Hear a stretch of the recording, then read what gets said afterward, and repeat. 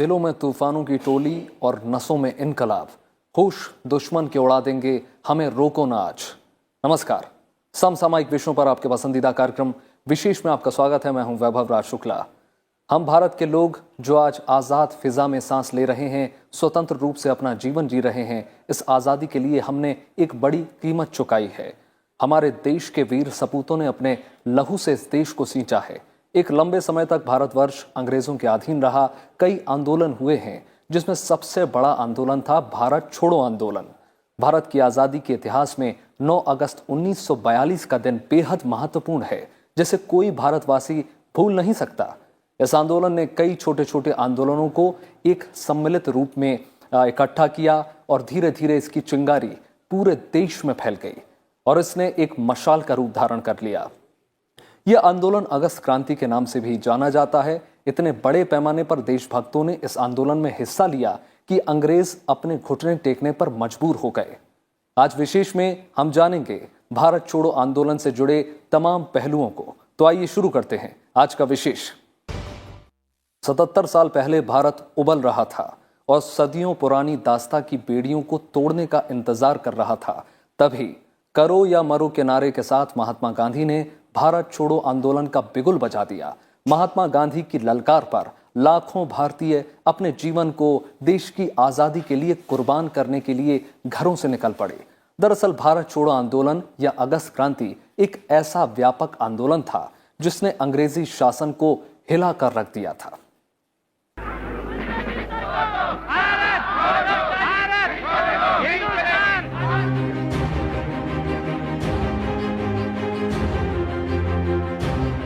भारत छोड़ो आंदोलन या अगस्त क्रांति भारतीय स्वतंत्रता आंदोलन की आखिरी महान लड़ाई थी, जिसने ब्रिटिश शासन की नींव को हिलाकर रख दिया। 14 जुलाई 1942 को वर्धा में कांग्रेस कार्य समिति ने अंग्रेजों भारत छोड़ो प्रस्ताव पारित किया। आंदोलन की सार्वजनिक घोषणा से पहले 1 अगस्त 1942 को इलाहाबाद में तिलक दिवस मनाया गया।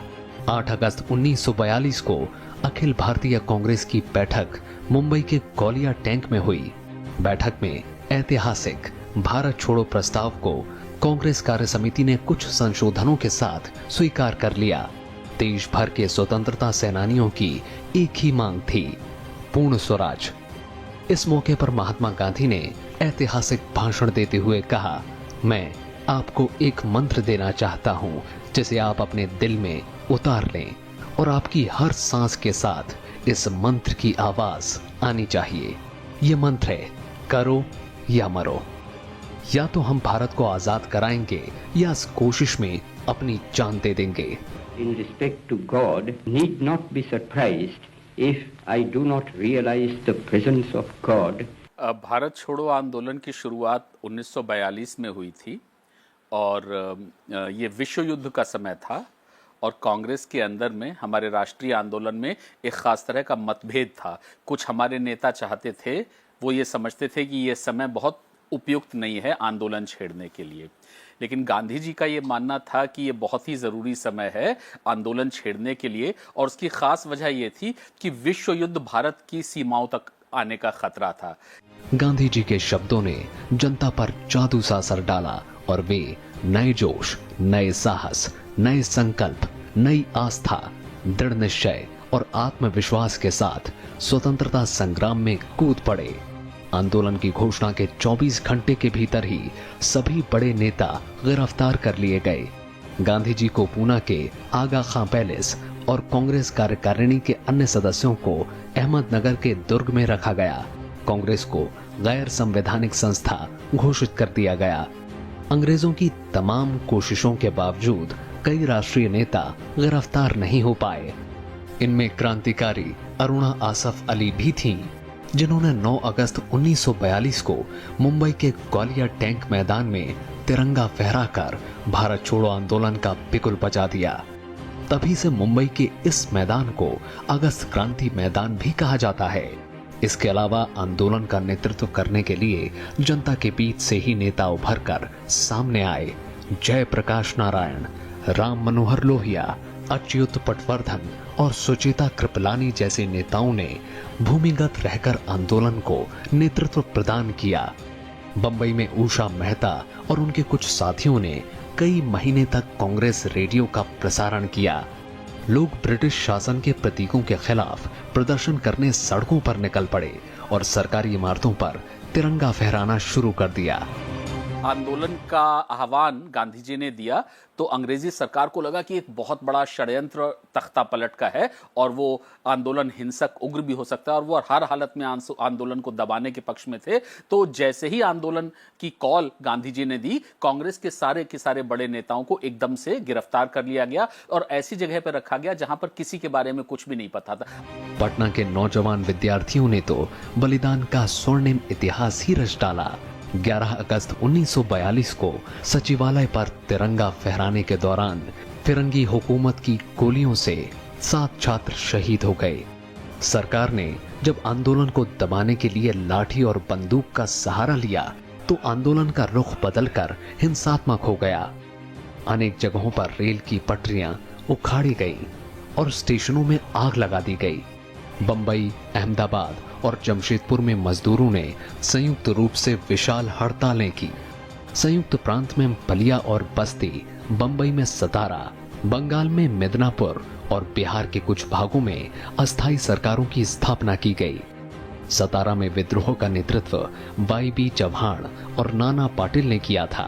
पहली समानांतर सरकार बलिया में चितू पांडे के नेतृत्व में बनी।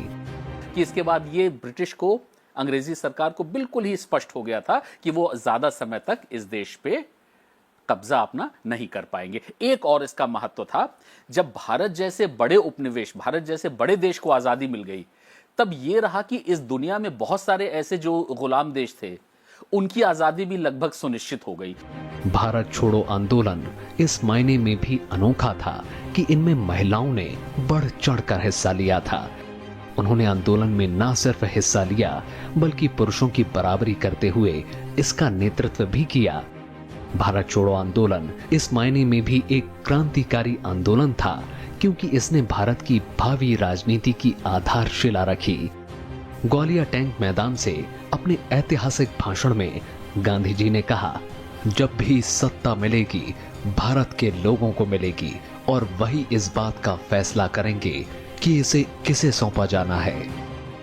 भारत छोड़ो आंदोलन की वार्षिकी के अवसर पर उपराष्ट्रपति एम वेंकैया नायडू ने देशवासियों के साथ देश के महान नेताओं, क्रांतिकारियों, आंदोलनकारियों और उनके बलिदान को सादर नमन किया है। उन्होंने कहा है कि भारत छोड़ो आंदोलन से जुड़े संदेश आज भी उतने ही प्रासंगिक हैं।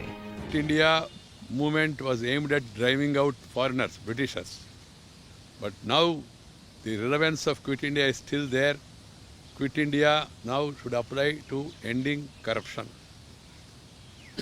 ending discrimination, ending disparities, and then ending poverty.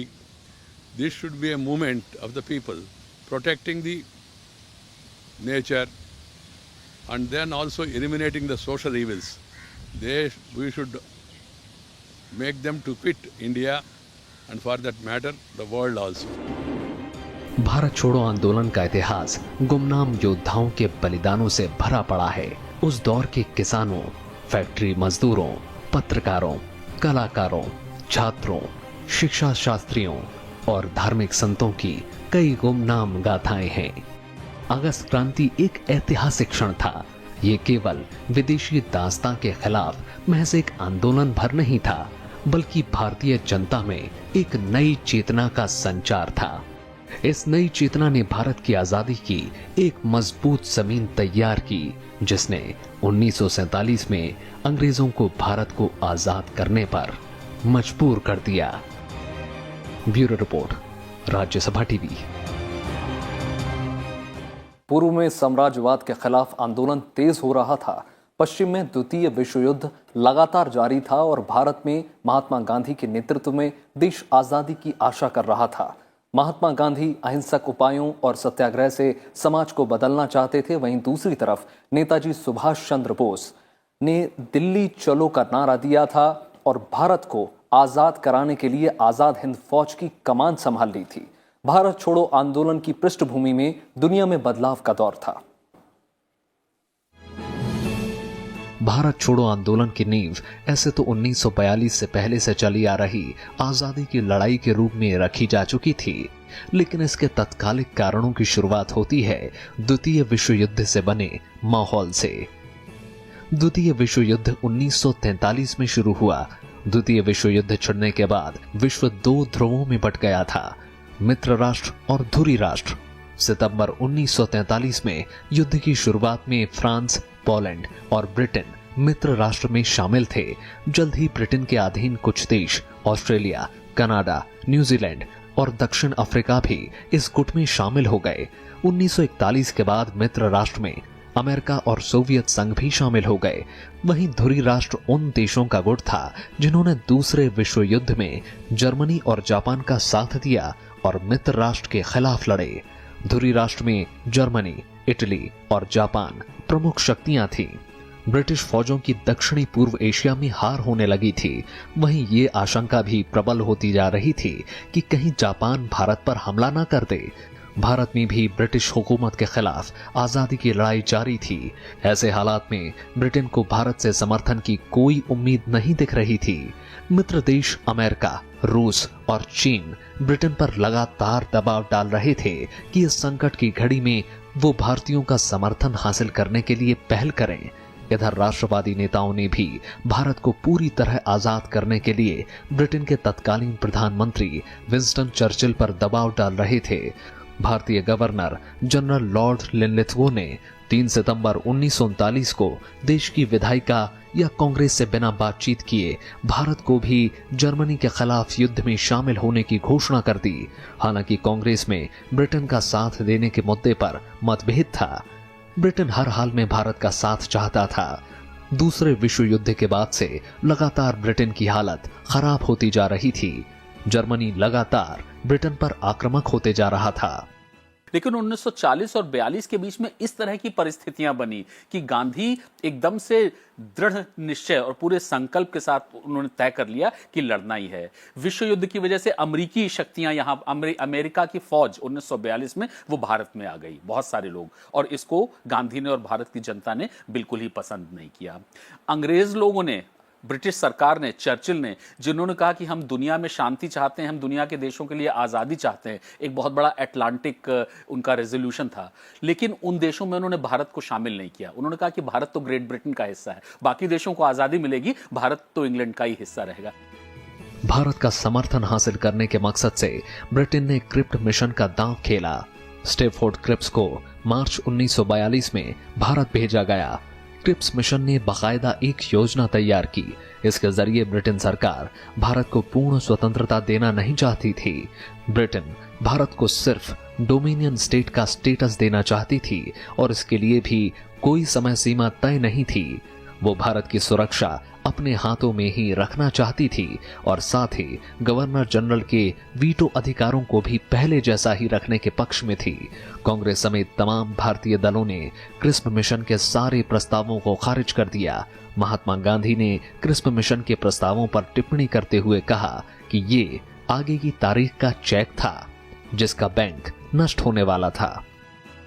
Crisp mission से भारतीयों को निराशा मिली और भारतीय नेताओं को चले जाने का एहसास हुआ। वहीं विश्व युद्ध के कारण परिस्थितियां गंभीर होती जा रही थीं। जापान सफलतापूर्वक सिंगापुर, मलाया और बर्मा पर कब्जा कर भारत की ओर बढ़ने लगा था। जापान के बढ़ते प्रभुत्व को देखकर 5 जुलाई 1942 को गांधी जी ने हरिजन में लिखा, अंग्रेजों, भारत को जापान के लिए मत छोड़ो, बल्कि भारत को भारतीयों के लिए व्यवस्थित रूप से छोड़ जाओ। अंग्रेज सरकार के रवैये से निराश भारतीयों ने यह मानना शुरू कर दिया कि साम्राज्यवाद पर अंतिम प्रहार करना आवश्यक हो गया है।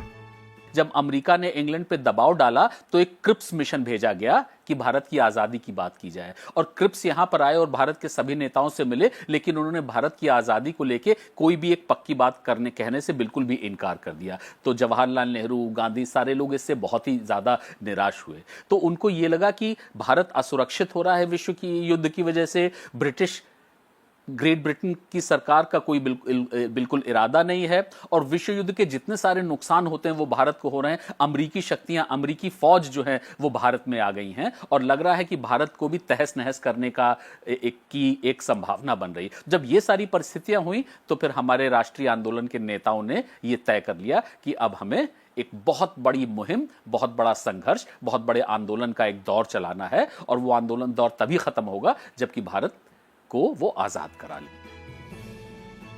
जैसे जैसे दूसरा विश्व युद्ध आगे बढ़ रहा था वैसे वैसे भारत की आर्थिक स्थिति भी खराब हो रही थी, जिसके लिए अंग्रेज सरकार को जिम्मेदार माना गया।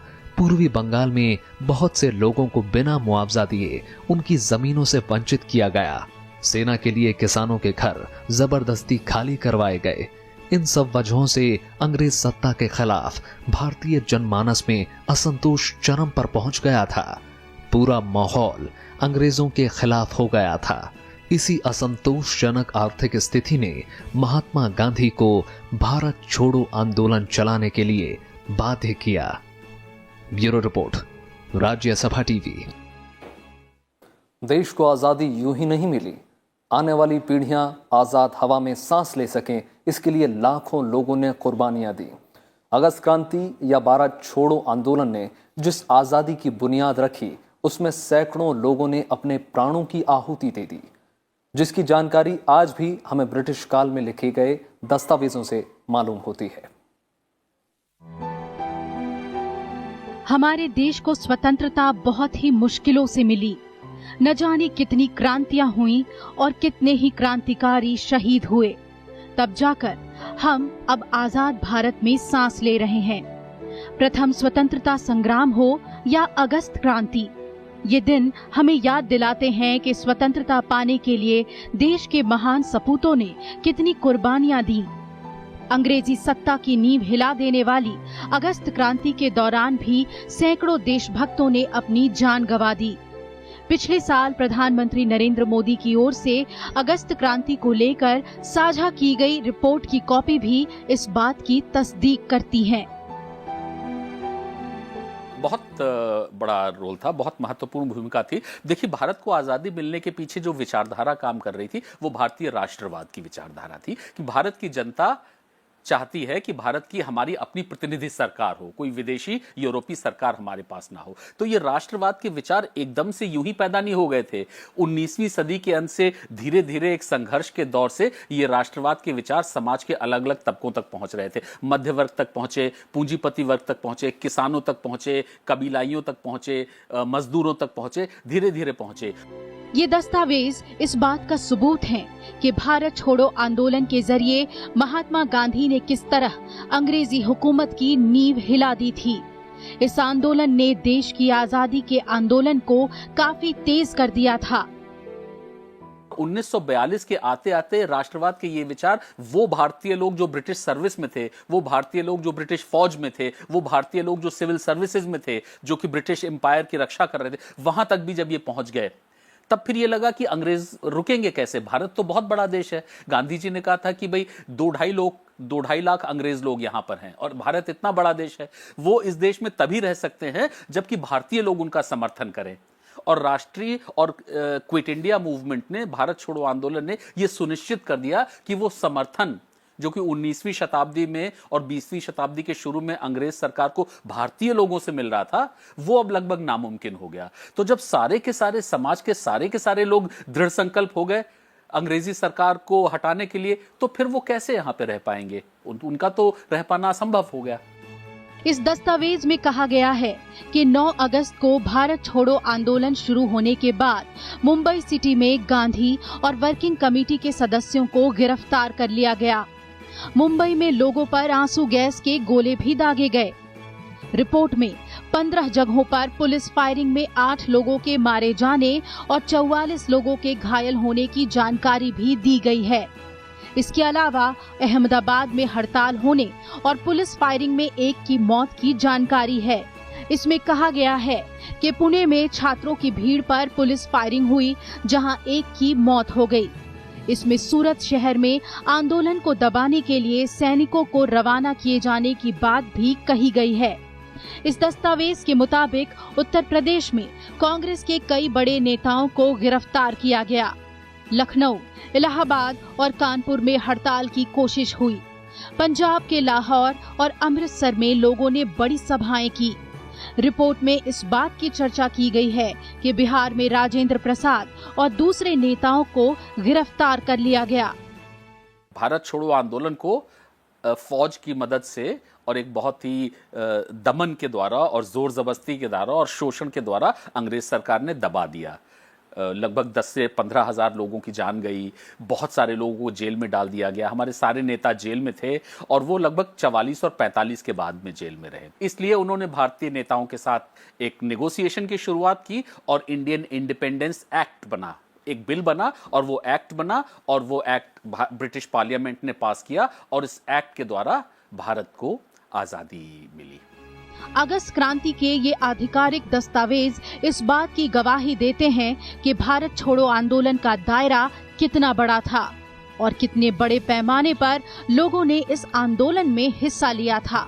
ये उन असंख्य देशभक्तों की कुर्बानियों का नतीजा ही है कि आज हम खुली हवा में सांस ले रहे हैं। Bureau report, Rajya Sabha TV. Mahatma Gandhi ने आजादी की लड़ाई को नया आयाम दिया। इसके लिए कभी वो कुशल राजनेता के तौर पर सामने आते तो कभी एक महान विचारक के तौर पर। उनके इसी व्यक्तित्व ने देश को न सिर्फ एकजुट किया बल्कि आजादी के लिए मर मिटने का जुनून भी पैदा किया। छोड़ जा रहे हैं आपको गांधी जी के विचारों के साथ। नमस्कार।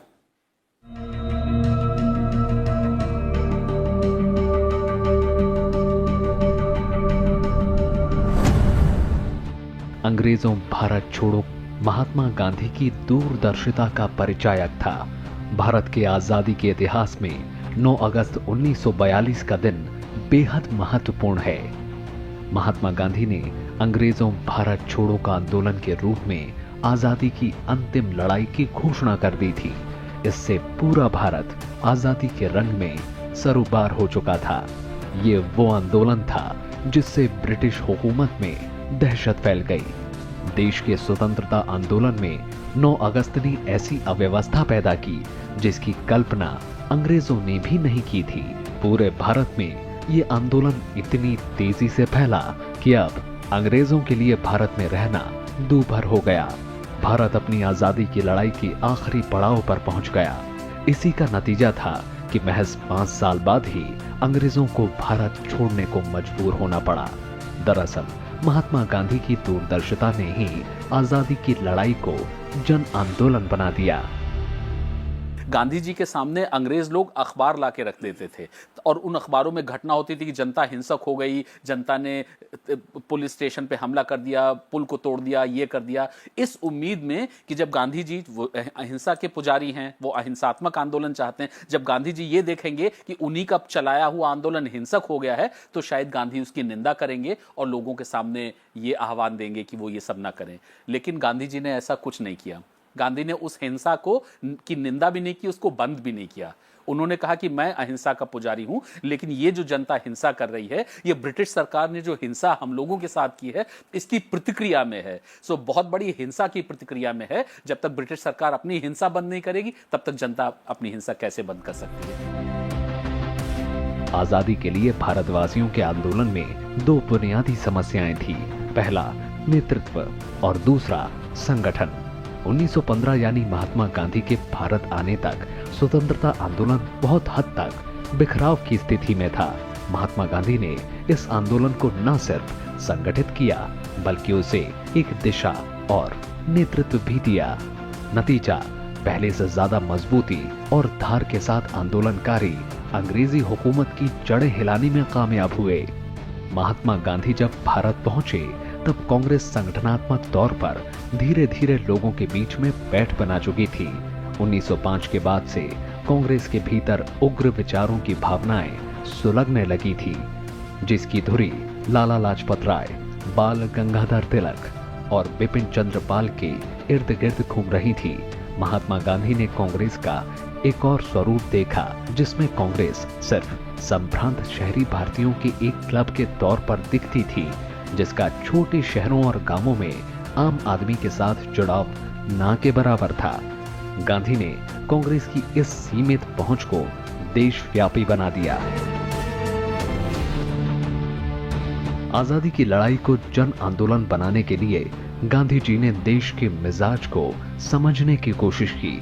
उन्होंने पूरे देश का दौरा किया और किसानों के कुछ स्थानीय मुद्दे में शामिल होना शुरू कर दिया। अंग्रेजों के जुल्मों से उनका पहला टकराव हुआ 1917 में चंपारण में। यहां अंग्रेजों की 3 कठिया व्यवस्था से नीलहे किसान कराह रहे थे। अंग्रेजों को गांधी के आगे झुकना पड़ा और इस तरह चंपारण ही दरअसल गांधी के सत्याग्रह की पहली प्रयोगशाला बनी।